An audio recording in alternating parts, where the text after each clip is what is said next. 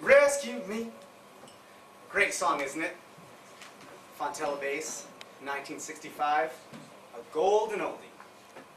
Well, to most people it's a golden oldie. To the woman I married, it's the national anthem. Maybe it's the white charger, maybe it's the suit of armor. But for some reason, the only women I seem to attract are those with a desperate need of being rescued. They're convinced if only I'll save them, our lives together will be wonderful. Spent a lot of women in my life. I don't deny it. I love women. I don't trust a man who doesn't love women. My mistake is in marrying them. I'll give you an example. My first wife, Rapunzel. Great name, isn't it? Rapunzel. You get a lot of Britneys and Taylors these days, but no Rapunzels. I used to just love saying her name, Rapunzel. When I first met her, she'd been locked in a tower by her mother. That should have been my first clue. You have to wonder about a woman who's been locked away in a tower by her own mother. Something told me not to get involved. And I told her that, straight out, up front. I'm Prince Charming. And that's when Rapunzel let down her hair. Guys, am I right?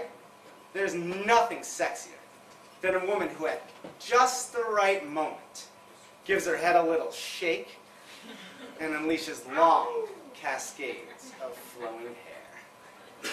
And with Rapunzel, that moment happened in spades.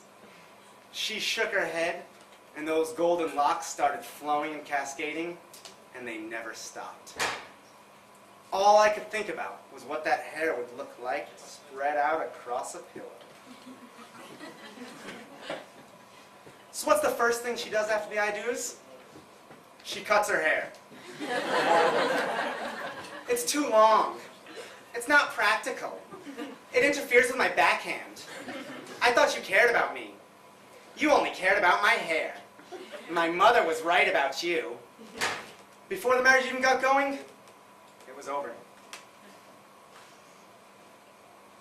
And that's when I met Snow White.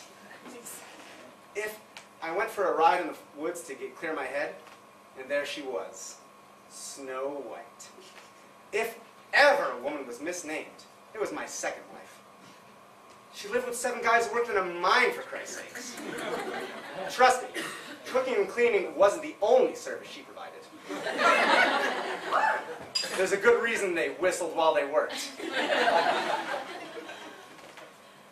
Before she came along, Happy was just called Phil. Of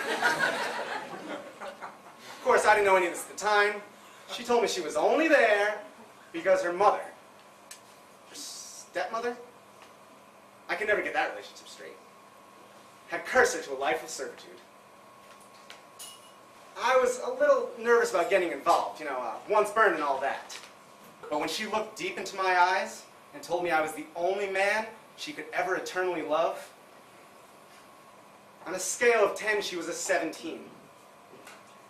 So I promised her she'd never have to cook and clean again, and she took me at my word. She never cooked, nor cleaned, nor got out of the bed for that matter. I later learned her stepmother didn't banish her. She kicked her lazy ass out of the house.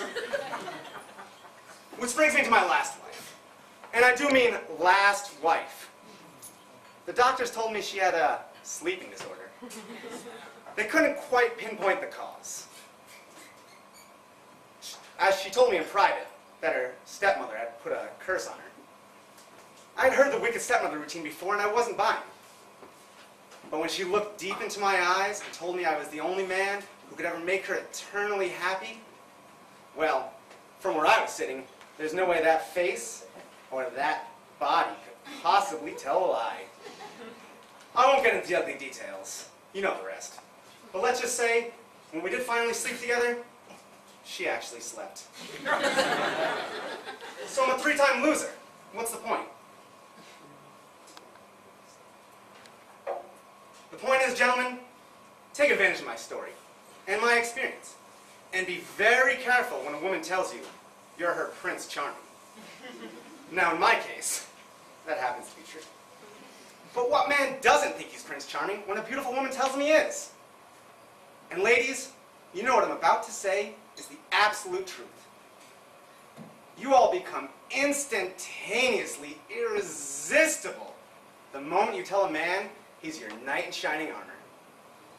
It's all part of that happily ever after syndrome that seems to afflict every woman from childhood. Fellas, the truth is, you can't make an unhappy woman happy. It's an impossible expectation to fill. And if you try, you will fail. And if you fail with one woman, you'll try harder with the next, until the expectation grows and the self-doubt just grows and grows, until one night you reach that Cialis moment, when you hear her say, "Don't worry, honey, it happens to a lot of men." But there is a way to break the cycle. It's simple, really. If a woman talks about knights in shining armor, Prince Charming, happily ever after, or mentions, even obliquely, to her mother, or even having a mother for that matter, politely make your excuses and race for the exits. Now, I know that sounds harsh, and a bit bitter, and you may be saying to yourself, has this guy turned his sword and tunic in for a monk's habit? Well, a couple of weeks ago, you might have been close to the mark. And then I met this woman. Quite accidentally, really. I was not looking for a relationship, as you can well imagine. But there she was. Young, fresh, and beautiful.